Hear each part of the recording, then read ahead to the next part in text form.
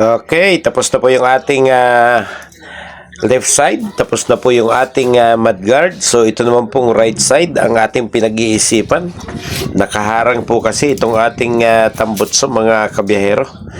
So, pinag-iisipan po natin na wag na pong tanggalin yung tambutso. Napakalaki pa pong trabaho para malinis po at mapinturahan po natin itong right side swing arm po ng ating motorsiklo. So, tatanggalin na lang po natin yung ibang accessories at susubukan po natin pagkatanggal po ng ibang accessories kung kakayanin ba nating i-repaint nang hindi na po natin tatanggalin itong ating tambutso, mga kabiyahero, para minus oras. Baka mamaya matagal na po natin hindi tinatanggal yung tornilyo ng elbow doon sa may block ng makina, magkaroon po tayo ng problema pag naputol po kasi yon. Sisingaw na po yung ating tambutso, magiging napakaingay, at para may patanggal po yun, medyo malaki pong gasto. Kailangan po dalahin natin sa machine shop kung wala po tayong easy out na gamit, mga kabiyahero.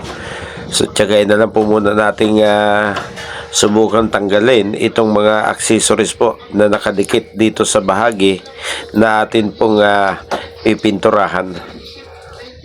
Tanggalin din po natin itong footrest support para mas maluwag po siya at makikita po natin pati po yung kaloob-looban doon sa dulo po ng ating swing arm, mga kabiyahero.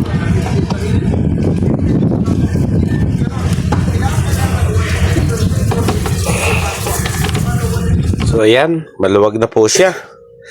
Sa may gilid na lang po ng tambutso yung ating problema. Gagawa na lang po natin ng paraan. Baka po balutan natin ng dyaryo o anumang papel yung pong tambutso kapag tayo po ay nagbuga na ng pintura. So tanggalin na rin po natin itong sticker na ito. Ito po ay dati nang nakakabit mula po nung bilihin natin noong 2016 ang motorsiklong ito, mga kabiyahero.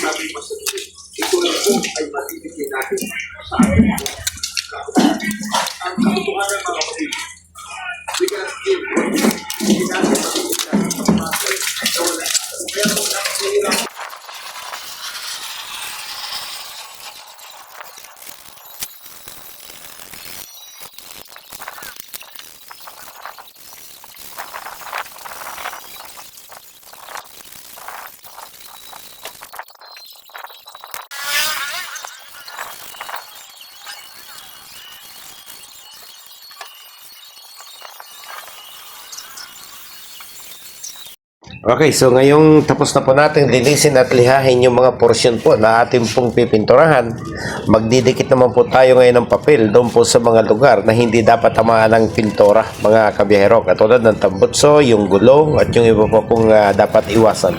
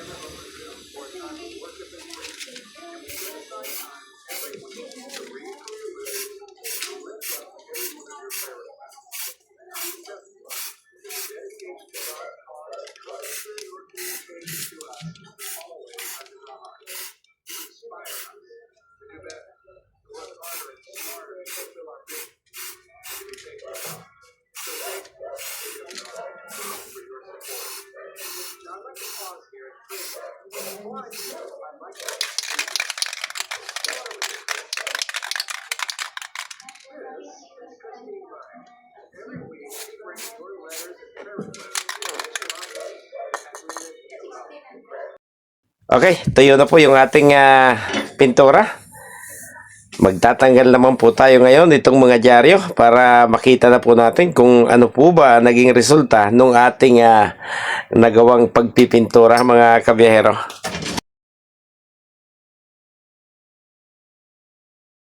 Ang kintab, nagre-reflect parang salamin, no? Napakakintab po nung pintura na ating nagamit. So hindi pa po natin yan ginamitan ng clear kasi glossy na po yung ore ng pintura na atin pong ginamit. Nako, sana naman lolo, sana hindi mo pansinin yung nagpapatugtog na ating kapitbahay. Kuhang-kuha habang tayo po ay kumukuha ng video. Pasensya na. Ay, at last, ito na po yung huling bahagi ng ating ginawang pagre-repaint nito pong mga bahaging may kalawang dito sa ating motorsiklo, mga kabiyahero. So, kinakailangan ikabit na po natin yung mga tinanggal nating accessories. At siguro, oras na rin upang muling magpasalamat po sa ating mga kasamahan dyan, lalo na sa grupo po ng Team Lintek, mga kabiyahero. So muli, hanggang sa muli po, dahil may naka-schedule po tayong biyahe sa araw po ng Sabado. Hanggang dito na naman po at maraming salamat.